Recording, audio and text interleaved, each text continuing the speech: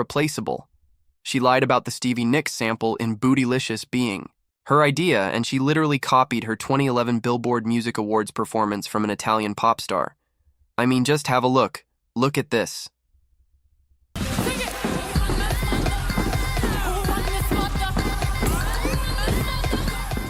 Beyoncé has also allegedly lifted a ton of concepts from Madonna, and there was even a lengthy Twitter thread on that in case you need more evidence. Here's another clip of Beyoncé lying through her teeth, allegedly, about how she came up with Bow Down. The reason I put out Bow Down is because I woke up, I went into the studio, I had a chant in my head. It was aggressive, it was angry. It wasn't the Beyoncé that wakes up every morning. It was the Beyoncé that was angry. It was the Beyoncé that felt the need to defend herself. And if this song never comes out, okay, I said it.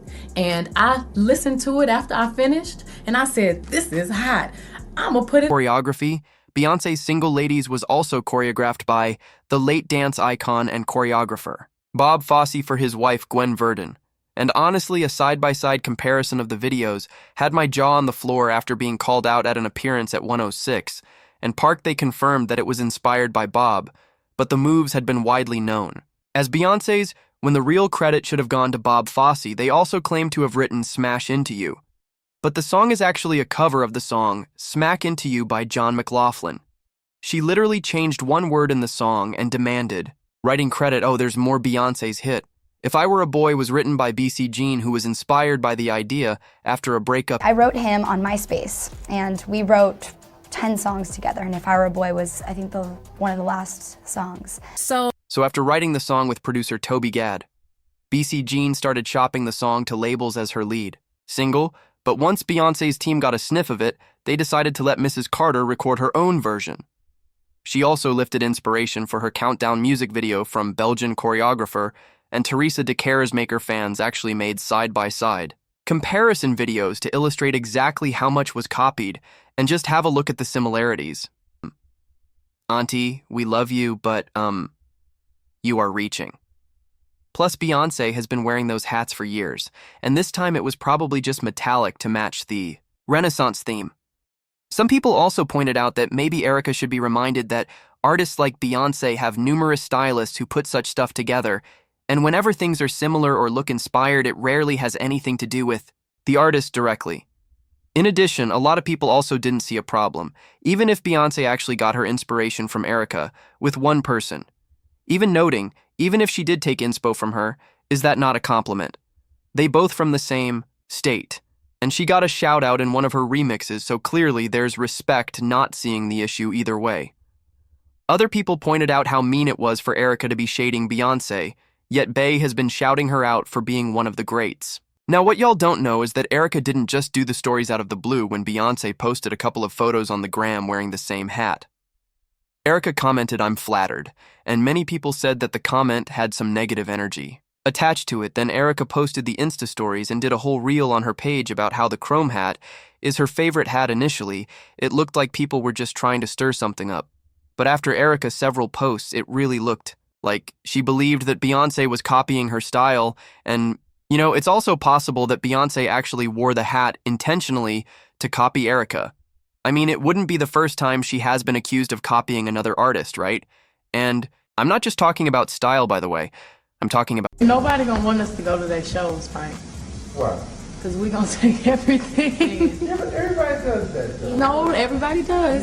Yeah, But it is gonna be first. But we go and meet everybody and say, hey, great show, and then steal it. Hold up, is that Beyoncé admitting and laughing about stealing from other artists, and y'all are gonna come for Erykah Badu for shading her for snatching her style in case you missed it? Erykah Badu was raising eyebrows with a post that had fans questioning if she was throwing shade at Beyoncé for stealing her style, or was she also suggesting that Beyoncé keeps stealing from other artists and should be stopped? Okay, what had happened was Erykah Badu posted a photo of Beyoncé performing at her tour in East Rutherford, New Jersey, and captioned the photo of Bey's outfit, which featured a dramatic top hat. She also posted a picture of herself wearing something similar and captioned her photo, "I guess I'm everyone's stylist favorite. Chrome mirror hat, so."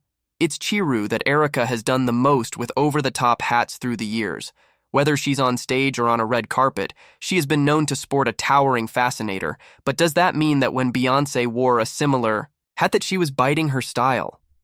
Well, a lot of people reacted to Erica's post by saying about songs, choreography, ideas, photo shoots, artwork, and every other thing created that you can think of. And just so we're on the same page, let me give you a few examples first. There's how Beyoncé did a Marie Dirty. I always said she was the original Beyonce. Beyonce stole her steez. Oh, you think so? Look at Crazy in Love video and look at A. Marie, Why We Fall in Love.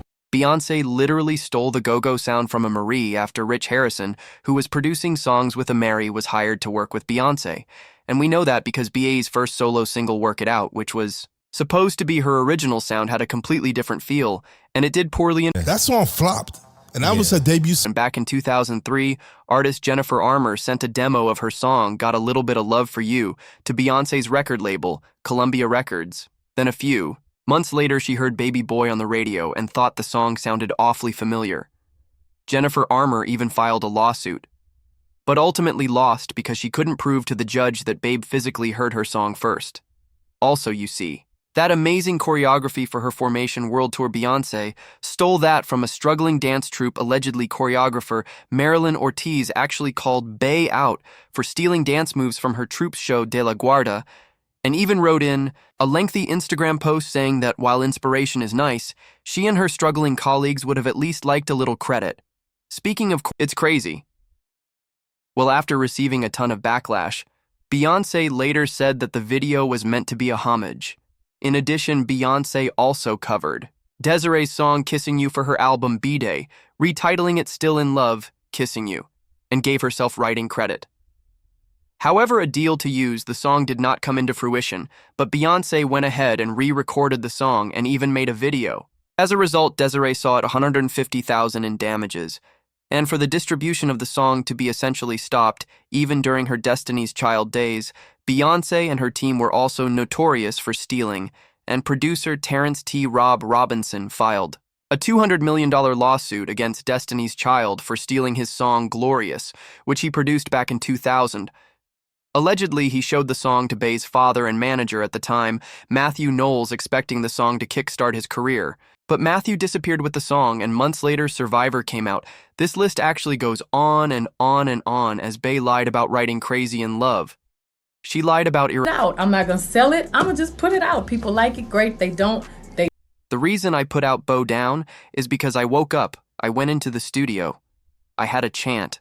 In my head, it was aggressive. It was angry. It wasn't the Beyoncé that wakes up every morning. It was the Beyoncé that, well, they say that the truth is that Bow Down was actually written for Rihanna and not Beyoncé. And songwriting brothers Rock City, the same ones that wrote Rihanna's hit songs, man.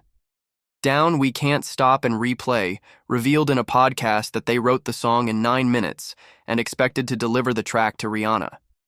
In fact, very recently, Beyoncé did a shoot with Vogue Gently, dragging long chrome acrylic nails with needles on them across a spinning record.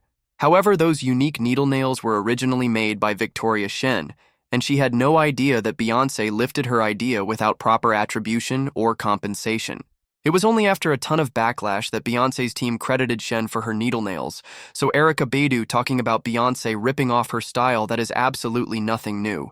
But do you think Erykah was reaching way too far for bringing up the allegation just now? Or do you think Beyoncé actually needs to be called out for frequently stealing from other artists? Let me know what you think in the comments section below.